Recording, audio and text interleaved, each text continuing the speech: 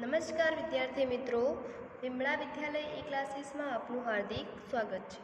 આજે આપણે ધોરણ 5 વિષય ગણિતમાં પ્રકરણ 4 ભાગ અને પૂર્ણનો ભાગ 2 સમજીશું। આપણે ભાગ 1 આગળ સમજી ગયા। હવે છે લોભી ચોકીદાર। બિરબલને યાદ કરો કે રાજા અકબરનો ચતુર મંત્રી કોણ હતો વિદ્યાર્થી મિત્રો? બિરબલ। કે ગણિત ગમતના ધોરણ 4માં પાના નંબર 1-14 ઉપર તમને ખબર છે તે મંત્રી કેવી રીતે બન્યો? તો કઈ રીતે? તો વિદ્યાર્થી મિત્રો, અકબરે એક રેખા દોરી હતી અને એને એવું કહ્યું, બિરબલને અકબરે એવું કહ્યું કે બિરબલ, તમે આ રેખાને ભૂસ્યા વગર મારાથી મોટી બનાવી આપો।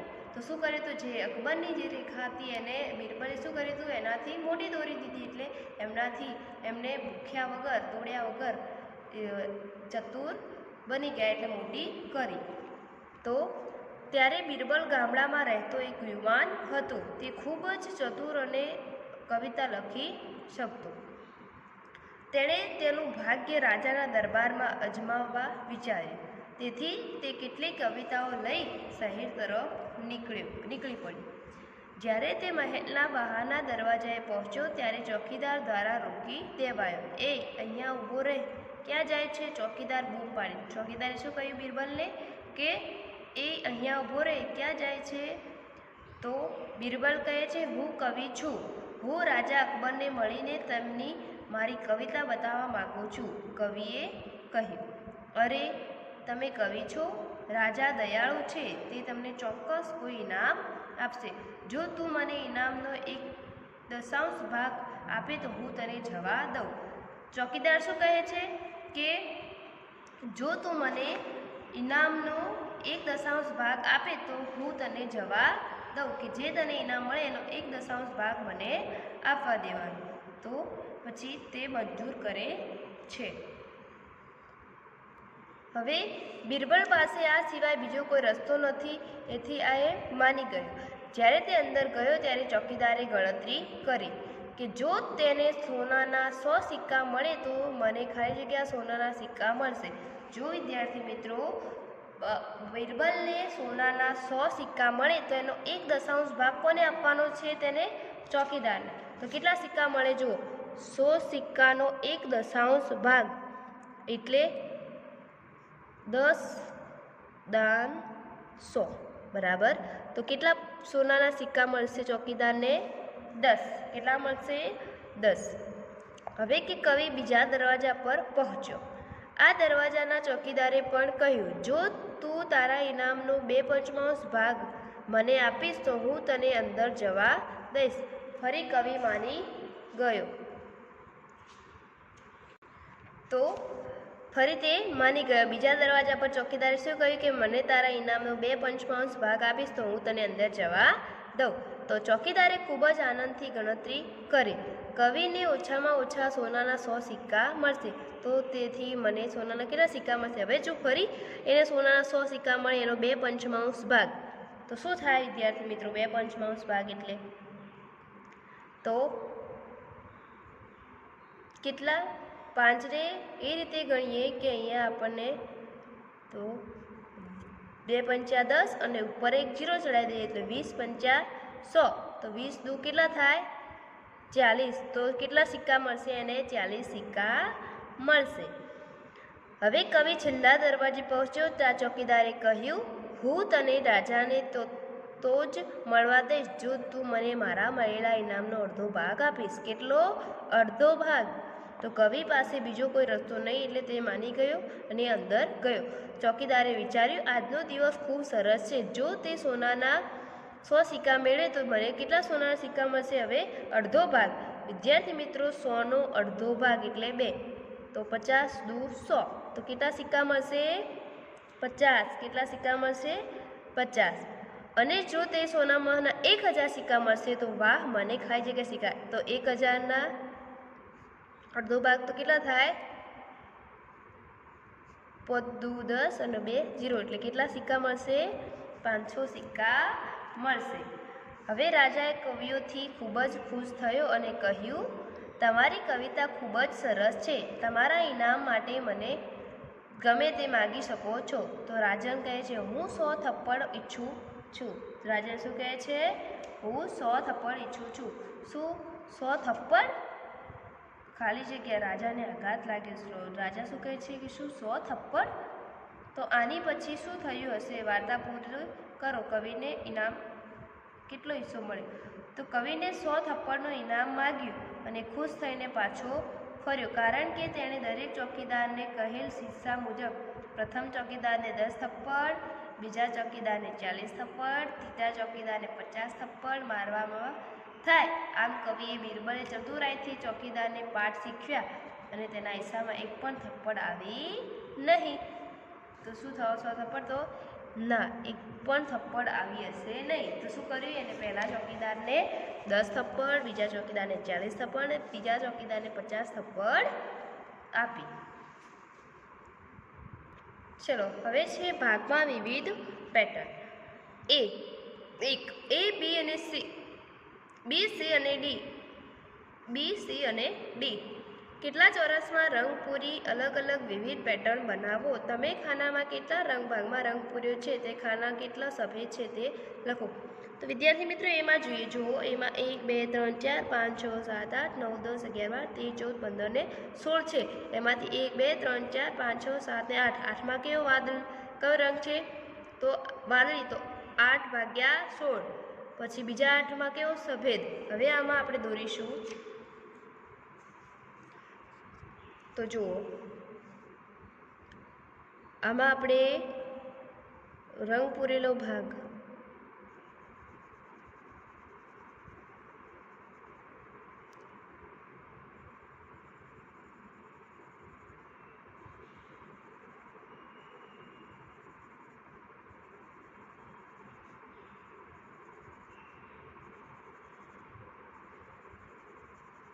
તો રંગ પૂરેલો ભાગ 1, 2, 3, 4, 5, 6, 7, 8. તો 8 ભાગ્યા 16.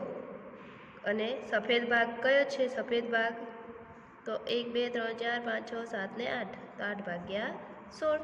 બરાબર. ફરી આમાં કરીએ.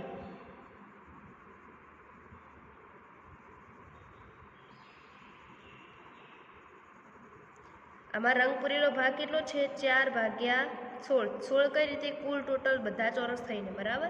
અને સફેદ ભાગ તો 1, 2, 3, 4, 5, 6, 7, 8, 9, 10, 11 ને 12. 12 ભાગ્યા 16. હવે આમાં એવું કરીએ, બધા ચોરસ પૂરી દઈએ ઉપરના.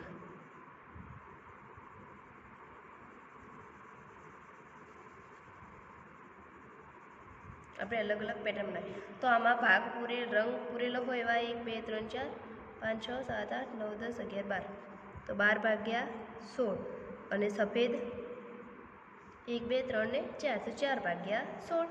બરાબર. તમને ખબર પડી કે આપણે વિવિધ ભાગમાંથી કઈ રીતે પેટર્નમાંથી કેટલા ભાગમાં કેટલો રંગ પૂરેલો છે એ આપણે શોધી શકીએ. હવે છે કે આકૃતિ એને ફરીથી જુઓ. ખાનામાં પૂરેલો રંગ તો 1/2 વાદળી. કેમ 1/2 વાદળી, 1/2 સફેદ? તો વિદ્યાર્થી મિત્રો 8 ભાગ્યા 16. 8 ભાગ્યા 16. તો 8ના ઘડિયામાં 16 આવે? તો હા, 8 દુ 16. તો ઉપર કશું વધતું નથી એટલે 1 અને નીચે કેટલા આવે? 2. બરાબર. પછી બી 8 ભાગ્યા 2 ભાગ્યા 4, 2 ભાગ્યા 4. તો 8. પછી શું છે? બી. તો સાચા અને ખોટાની આપણે કરવાની છે. બીમાં શું હતું કે 8 ભાગ્યા 16 અને 8 ભાગ્યા 16. તો આને કઈ રીતે? 2 ભાગ્યા 4. તો 4 દુ 8 અને ચોકું 16. તો 2, 4, 4 તો ઉડી ગયા. તો 2 ભાગ્યા 4. શું વધ્યું? 2 ભાગ્યા 4. તો આ પણ સાચું અને આ પણ સાચું. હવે સી. સી ખોટું છે. ઉપર 4 છે તો અડધા કેટલા આવે? 2 આવે. તો સી ખોટું છે. અને ડી 12. તો 4 દુ 4 તરી 12, ચોકું 16. તો 3 ભાગ્યા 4 તરી 12 અને ચોકું 16. તો 3 ભાગ્યા 4. આના થશે. સી ખોટો વિકલ્પ છે, બાકી બધા સાચા. બરાબર. હવે છે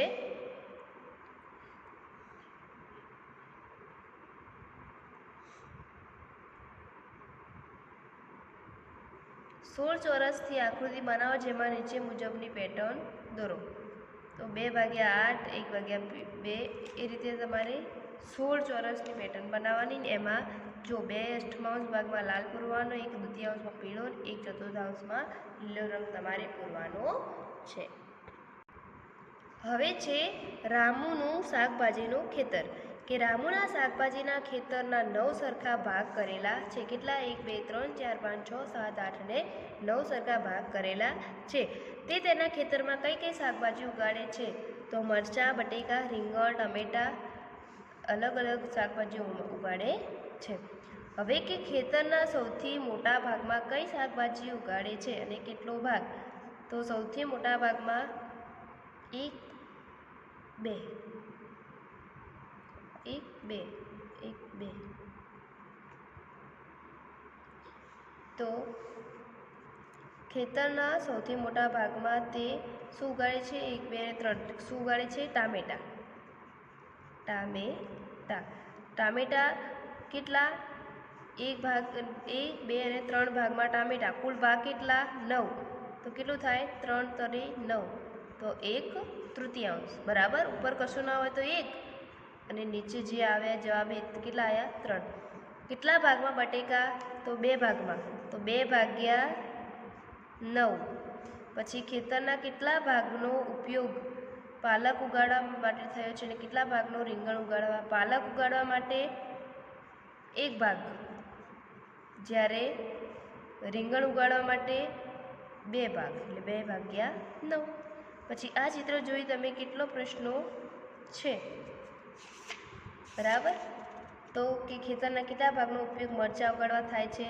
તો મરચાં માટે કેટલા? 1 ભાગનો ઉપયોગ થાય છે. બરાબર. પછી કઈ 2 શાકભાજીઓને ઉગાડવા 1 સરખા ભાગનો ઉપયોગ થાય છે? તો રીંગણ અને બટાકા. કોણ?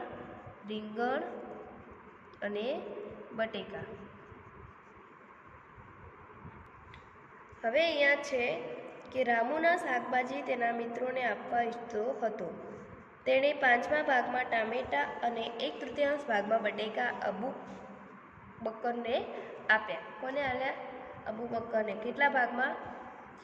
1/3 ભાગના ટમેટા અને બટેકા, 5મા ભાગના ટમેટા અને 1/3 ભાગના બટેકા.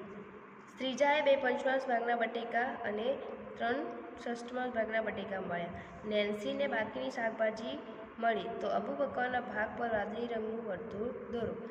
શ્રીજાને મળેલા ભાગ પર પીળા વર્તુળ દોરો. તો કુલ ટામેટાની સંખ્યા કેટલી છે? તો જો 1 2 3 4 5 6 7 8 9 10 11 12 13 14 15 16 17 18 19 20. કુલ કેટલા છે? 20. બટેકા 1 2 3 4 5 6 7 8 9 10 11 12 13 14 15 16 17 18. બટેકા કેટલા છે? કુલ 18.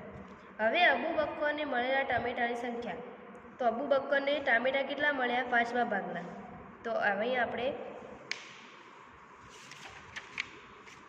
અહીંયા શોધીશું. કોણ? અબુ બકર. એને ટામેટા કેટલા મળ્યા? ટામેટાની સંખ્યા